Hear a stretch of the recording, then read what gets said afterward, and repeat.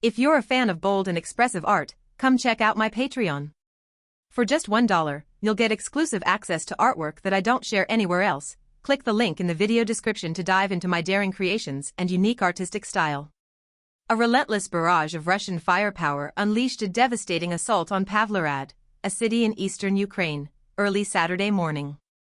The 6-hour bombardment, described as the most intense in the city's history by Dnipropetrovsk regional head Sergei Lysak, involved hundreds of kamikaze drones and ballistic missiles, marking Russia's largest ever attack on the city. Lysak reported significant damage, including a destroyed fire station, a damaged factory, and a 5-story residential building struck directly. Eyewitness accounts paint a harrowing picture. A cacophony of explosions punctuated the night, orange flames illuminating the sky as anti-aircraft units engaged in a desperate struggle against the incoming wave of drones. The air vibrated with the sound of machine gun fire and the relentless thunder of explosions.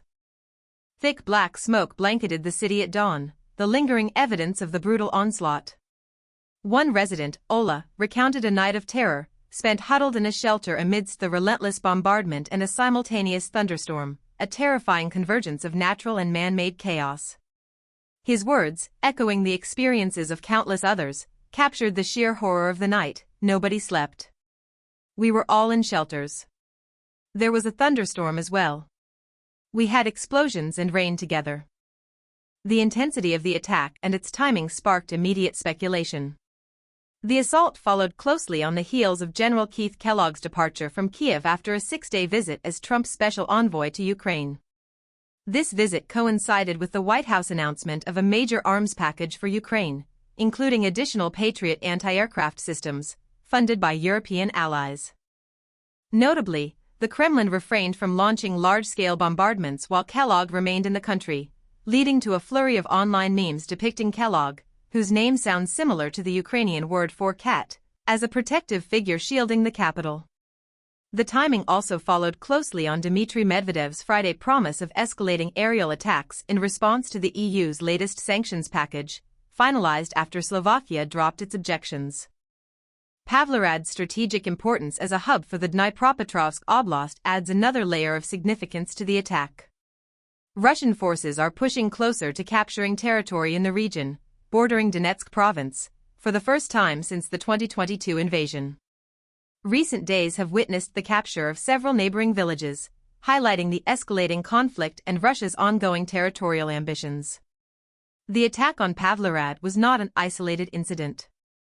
Simultaneously, Russian forces targeted Odesa, the Black Sea port, setting fire to a 9-story apartment building, according to Odesa Mayor Hennady Trukhanov. At least 20 drones converged on the city, a frequent target of Russian attacks. Dramatic rescue efforts saved 5 individuals from the top floor of the burning building, though tragically, one woman later succumbed to her injuries. Trukhanov's Telegram post detailed the damage to civilian infrastructure and the ongoing rescue operations.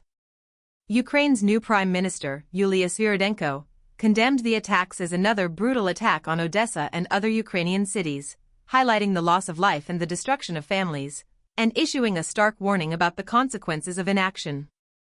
The scale and ferocity of the attacks on Pavlohrad and Odesa underscore the ongoing intensity of the conflict and the devastating human cost of Russia's relentless campaign.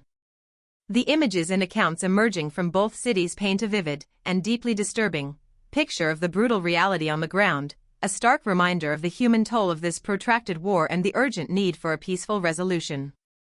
The sheer scale of destruction and the targeted nature of the attacks serve as a chilling testament to the escalating violence in the region, raising serious concerns about the future and the potential for further escalation. The events of Saturday morning highlight the ongoing vulnerability of civilian populations caught in the crossfire and underline the pressing need for international support and a decisive response to halt the escalating violence. The stories of those who survived the bombings, their fear, their resilience, and their loss, serve as a powerful reminder of the urgent need for peace and the enduring human cost of this ongoing war. The international community's response to these events will undoubtedly shape the trajectory of the conflict in the coming days and weeks, with significant implications for the stability of the region and the lives of millions.